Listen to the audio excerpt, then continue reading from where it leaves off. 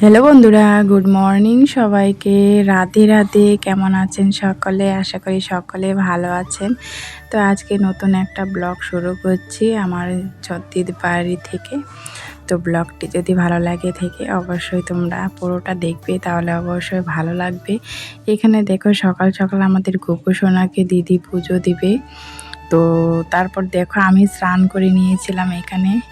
আর দিদিদের ঘর বাড়িগুলো একটু তোমাদের সাথে শেয়ার করব। এই যে দেখো এখানে এই যে একটি রুম, তারপরে এটা হচ্ছে কিচেন রুম। তো কিচেন রুমটা দেখো কত সুন্দর সাজানো গোছানো একদম। তো আমার তো বেশ ভালো লেগেছে।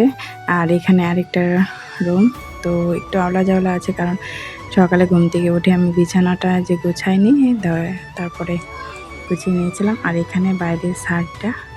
তো তারপর এই যে সকালে ব্রেকফাস্টে খেলাম আমরা এই যে পরোটা তরকারি আর মিষ্টি কালাকান। তো সকালে ব্রেকফাস্ট সেরে তো দিদি বললো চলো একটু ঘুরে আসি। তো আমি রেডি হয়ে নিয়েছি, এবার দিদির পিসি শাশুড়ির বাড়িতে যাব ঘুরতে।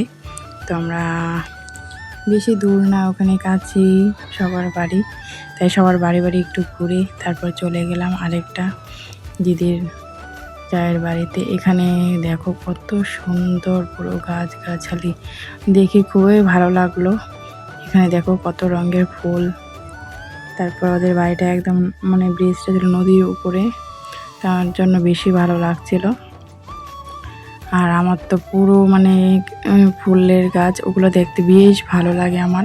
তারপরে এখানে দিদি এসে রান্নার জোগাড় শুরু করলো। দেখো সয়াবিন করবে, আর একটা সবজি করবে, ডাল করবে। এখানে রান্না বসিয়ে দিয়েছে। তো দিদির রান্না কমপ্লিট হয়ে গিয়েছে, দেখো কত কিছু রান্না করেছে। তো আমার ব্লগটি কেমন লাগলো অবশ্যই